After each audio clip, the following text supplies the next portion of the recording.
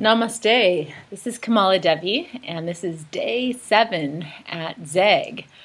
We had a big storm blow through, and it took out the internet connection, so I had like 4 days of no blogging, which is a welcome relief. I have to admit, I was happy to be, away from the outside world. I could immerse myself in an experience here, and I've fallen more in love with Zegg. I think my earlier impressions, there was some culture shock and some expectation violation. I thought Zegg was going to be this big, free love commune, and it was going to be all about just relational, the relational field, and that's actually such a small part of what's happening here. And so I was disappointed at first, and now that I see what it means to be in a community that is actually built on love, but it's a learning and living center where they're visioning world peace and talking about, deeper conflict resolutions and, self-inquiry and meditation and all these amazing evening practices. I recognize that there's a lot here for me to learn. I think part of the reason, I know that their vision is to provide a space where people can really do the inner work and find inner peace, because essentially, if they're going to be leaders and healers and teachers for peace on the planet, that kind of governance has to come from a place of being really connected. And so I want to share with you a little bit about my inner work, some of the deeper inquiry that I'm moving through. Has a lot to do with my identity. I'm looking at this role that I play as a teacher. Some of the feedback that I got from the blogs even has been, "Oh, Kamala, it's great to see you as a student. I've seen you on a pedestal teaching for so many years now. It's good to see you finally going back to school and getting these humbling lessons." And also when I do the forum, which is this communication exercise where I share what's alive in me with the group, the feedback that I get is that people see that I'm presenting the ideal of what an empowered woman looks like, or what a priestess is, or what their ideal of a perfect partnership is. And there's a sense of I can't I can't reach you, I can't get to you because of this image that you present, and so that's really valuable feedback for me. It's also honestly I temper that a bit with the feedback I get from my dearest, the people who know me, because they are often reflecting how vulnerable I am, how willing I am to show you what's inside, whether it's self-doubt or judgment or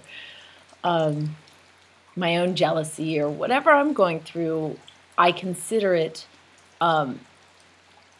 material that's I consider it kind of public, I'm a really open book. And I also, honestly look at some of my journey as new findings of research that I want to share for others to learn from. So there's a certain part of me that I go through my process and I take notes. I'm like, oh, this is to help other people when I'm coaching them. And that's just, I think essentially you can look at it like I'm putting on a mask and I'm playing this role, but it feels very essential to me, because in my value system, that's what we're here for. We're here to learn and to love and then to share. And I think that's the essence of what we're all doing. We just like to make it a lot more complex than that most of the time. So, so these are some of my thoughts. I also wanted to share a little bit, like a preview of the inner work, or the evening journeys that we've been going on. I mentioned some of the adult nightlife, and there's a couple from Berlin, and they have been doing like experiments in orgies. And I love this technology of like how to get strangers together and provide safety and permission enough for them to get naked and be empowered around who they want to move erotic energy with and who they don't. So we got to experience some new play party technology, and one particular experience or exercise is this. They call it the bonobo action, which is to get us in touch with that real primal lover, like real intense desire to make love that's healthy and natural, and they do that in a playful, almost dramatic way. And you know how I love drama, so so I want to share the bonobo action with you when I get home. And I don't know what else to say other than, you know, I want to come back. You know, we're wrapping things up, and I'm starting to think, there's a little piece of heaven here in East Germany, and I want to bring my friends and lovers to come and experience it in 2013. So I thought I'd give it a year at least to integrate, and then come do another pilgrimage and have, just have more, I think, of a deeper sister relationship between San Diego and Zegg. So here's your formal invitation. Start planning now.